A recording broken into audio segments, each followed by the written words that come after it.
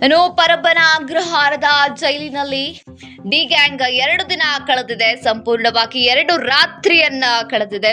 ಪರಪ್ಪನ ಅಗ್ರಹಾರದಲ್ಲಿ 2 ದಿನ D gang ಸಂಪೂರ್ಣವಾಗಿ 2 ದಿನ ಕಳೆದಿದೆ.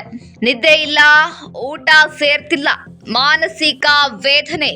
4 ಗೋಡೆಗಳ ಮಧ್ಯೆ ದಾಸನ ನೆಮ್ಮದಿ ಭಗ್ನ. ವೀಕೆಂಡ್ ನಲ್ಲಿ ಮಸ್ತಿ ಮಾಡ್ತಿದ್ದ ಅಯ್ಯ ಜೈಲಿನಲ್ಲಿ ಈಗ ವಿಲವಿಲ ಅಂತ ಒದ್ದಾಡ್ತಾ ಇದ್ದಾನೆ. ಇಂದಿನ ಮೆನು ಪ್ರಕಾರ ವಾಂಗಿಬಾತ್ ನೀಡಿದ ಸಿಬ್ಬಂದಿ.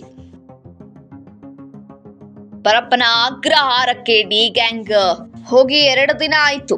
ಊಟ ಸೇರ್ತಿಲ್ವಂತೆ, ಊಟ ಮಾಡ್ತಿಲ್ವಂತೆ, ನಿದ್ದೆ ಮಾಡ್ತಿಲ್ವಂತೆ. ಮಾನಸಿಕ ವೇತನವನ್ನ ಹೊರ ಹಾಕ್ತಾ ಇದ್ದಾರೆ.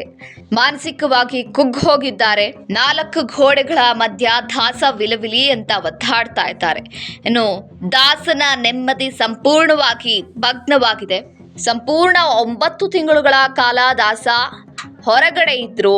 ವೀಕೆಂಡ್ ನಲ್ಲಿ ಮಸ್ತಿ ಮಾಡ್ತಿದ್ರು. ಈಗ ಮಸ್ತಿ ಮಾಡ್ತಿದ್ದ ಅಯ್ಯ ಜೈಲಿನಲ್ಲಿ ವಿಲವಿಲ ಅಂತ ಒದ್ದಾಡ್ತಾ ಇದ್ದಾರೆ. ಇನ್ನು ಅವರಿಗೆ ಸಾಮಾನ್ಯ ಕೈದಿಗಳಿಗೆ ಏನು ಆಹಾರವನ್ನ ನೀಡಲಾಗ್ತಾ ಇತ್ತು ಅದೇ ಆಹಾರವನ್ನ ನೀಡಲಾಗಿದೆ. ನಿನ್ನೆ ಇಡೀ ಎಲ್ಲ ಚಪಾತಿ, ಉಪ್ಪಿಟ್ಟು, ಲಾಡು ಈ ರೀತಿಯಾಗಿರುವಂತಹ ಮೆನೋ ಪ್ರಕಾರ, ಅಂದ್ರೆ ಜೈಲಿನಲ್ಲಿರುವಂತಹ ಮೆನೋ ಪ್ರಕಾರ ಅವರಿಗೆ ಊಟ ನೀಡಲಾಗಿತ್ತು. ಇನ್ನು ಇಂದು ಮುಂಜಾನೆ ಬೆಳಗಿನ ಜಾವ ಅವರು ಟಿಫಿನ್ಗೆ ಎಂದು ವಾಂಗಿಬಾತ್ ಅನ್ನ ಸಿಬ್ಬಂದಿಗಳು ನೀಡಿದ್ದಾರೆ.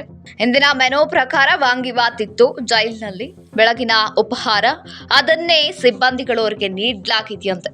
ಏನು ನಿದ್ದೆ ಇಲ್ಲದೆ, ಊಟನೂ ಸೇರ್ತಿಲ್ದೆ ಮಾನಸಿಕವಾಗಿ ಕುಗ್ಗ್ ಹೋಗ್ತಾ ಇದ್ದಾರಂತೆ ದಾಸ. 4 ಗೋಡೆಗಳ ಮಧ್ಯ ದಾಸ ಚಿಂತಾಜನಕವಾಗಿ ಕೂತಿದ್ದಾರೆ. ದಾಸನ ನೆಮ್ಮದಿ ಸಂಪೂರ್ಣವಾಗಿ ಭಗ್ನವಾಗಿ ಹೋಗ್ಬಿಟ್ಟಿದೆ. ಯಾಕಂದ್ರೆ ಸಂಪೂರ್ಣ 9 ತಿಂಗಳುಗಳ ಕಾಲ ದಾಸ ಹೊರಗಡೆ ಇದ್ರು. ಪರಪ್ಪನ ಅಗ್ರಹಾರದಲ್ಲಿ ಹೋಗಿ ತಿರ್ಗಾ ಅದೇನೋ ಹರಸಾಹಸವನ್ನ ಮಾಡಿ ಆಚೆ ಬಂದಿದ್ರು. ಆದ್ರೆ ಈಗ ತಿರ್ಗಾ ಜೈಲು ಪಾಲಾಗಿದ್ದಾರೆ. ಜೈಲು ಪಾಲಾಗಿರುವಂತಹ ದಾಸನಿಗೆ ಊಟ ಸೇರ್ತಿಲ್ಲ, ನಿದ್ದೆನೂ ಬರ್ತಿಲ್ಲ, ಮಾನಸಿಕವಾಗಿ ವೇದನೆ ಆಗ್ತಾ ಇದೆ. 4 ಗೋಡೆಗಳ ಮಧ್ಯ ಅವರಿಗೆ ಇರೋದು ತುಂಬಾ ಕಷ್ಟ ಆಗ್ತಾ ಇದೆ. ನೆಮ್ಮದಿಯನ್ನ ಕಳೆದುಕೊಂಡು ಸಂಪೂರ್ಣ ನೆಮ್ಮದಿಯನ್ನ ಭಗ್ನ ಮಾಡಿಕೊಂಡಿದ್ದಾರೆ. ವೀಕೆಂಡ್ ನಲ್ಲಿ 9 ತಿಂಗಳುಗಳ ಕಾಲ ಈಗ ಆಚೆ ಇದ್ರು.